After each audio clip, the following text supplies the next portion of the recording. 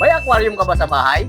Kung may mga alaga kang isda, para sa iyo yung video na to. Kaya panoorin mo to hanggang dulo at sagutin natin yung hobbyist natin na nag-comment. Baka mangyari din sa inyo to at alam nyo na yung gagawin nyo. Kuya, every time lang ba na may sakit ang isda siya gagamitin? Saka ilang oras po? Hindi ko pa kasi na-try gumamit yan.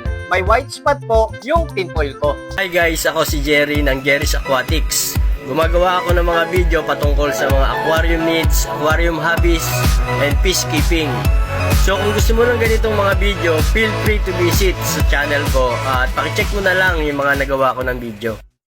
Okay, so yun mga katisda, para sa hobbyist natin na nag-comment at para na din sa nakakaranas na nagkakaroon ng white spot yung mga alagang isda, kung pwede natin silang gamutin gamit ang Methylene Blue, asin, then pwede rin tayong gumamit ng heater para mas mapabilis natin gumaling yung mga white spot ng alaga nating isda. Common na kasi na nagiging sakit ng isda natin yung pagkakaroon ng white spot dahil nga nakukuha to minsan sa maruming tubig. Pwede ding makuha yung white spot dahil sa lamig ng panahon. Kaya pag malamig yung panahon, dapat wag na muna tayo magpapakain.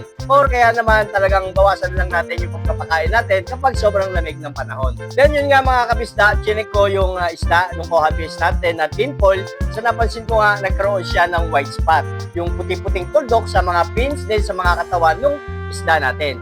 At napansin ko rin na nagkaroon na rin siya yung kulay puti sa mata nila, nagkakaroon na siya ng tinatawag na pop eye. Batay sa napag-aralan at na-experience ko na rin, nagkaroon na rin ng ganyan yung isda ko. Pero napagaling ko sila.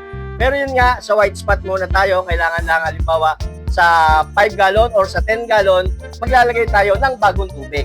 Then lalagyan natin sila ng 2 kutsarang asin. Yung asin lang na ginagamit ko, yung nabibili sa tindahan na rock salt. Then naglalagay lang ako ng mga 4 to 6 drops or 8 drops ng Methylene Blue. Then maglalagay ako ng heater, siset ko siya ng halimbawa, pag sobrang dami na talaga yung white spot, siset ko siya ng hanggang 32 degree. 24 hours ko ginagamit yung heater. Then everyday nagwa-water change ako ng 50%. Pwede ulit tayong maglagay after natin mag-water change. Pwede ulit tayong maglagay ng Methylene Blue pero kalahati na lang nung inilagay natin nung una. At ganun din yung asin. Then sa heater naman, kung pwede nating ibaba na siya kahit mga nasa 30.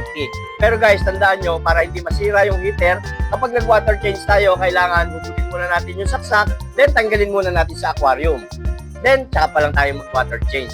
After natin mag-water change, pag malamig na yung heater natin, then ibalik na uli natin. At after 30 minutes, isaksak na uli natin yung heater para maiwasan natin pumutok or masira yung heater natin. Then, sa napansin ko naman na nagkaroon na ng puti yung mata ng mga isda natin, yun nga yung tinatawag na pop eye, gumamit ako dyan ng tetracycline.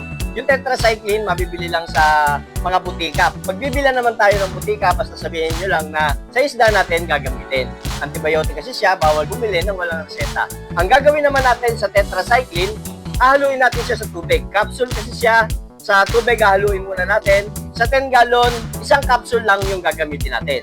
Then, ang gagawin natin dyan, everyday din tayo magwa-water change. Pero pwedeng hindi na muna tayo uli maglagay ng tetracycline. At ang pwedeng gawin natin, kung ano man yung ginagamit yung filter, mas maganda, air pump na lang muna yung gamitin natin, then sponge filter. Kapag naglagay kayo ng tetracycline, mapapansin nyo, magkakaroon ng bubbles or parang may sabon yung ibabaw ng aquarium natin. Ang ginagawa ko doon, tinatanggal ko lang, sinasalo ko lang.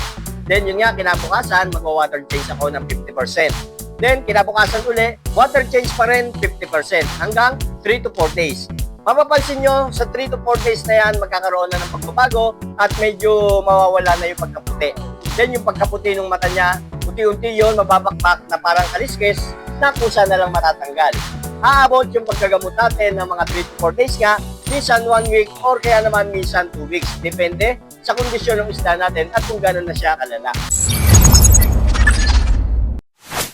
Okay, so yun lang naman mga kabisda. Sana nasagot ko yung hobbyist natin. And kung may mga tanong pa kayo about peacekeeping, pakicomment na lang dyan. At sasagutin ko din yan batay sa napag-aralan at na-experience ko na rin about peacekeeping. And guys, pakipollow na rin kung hindi ka pa nakapollow para ma-update ka pa rin sa mga susunod kong mga video about sa mga isda. Hanggang dito na lang muna and happy peacekeeping!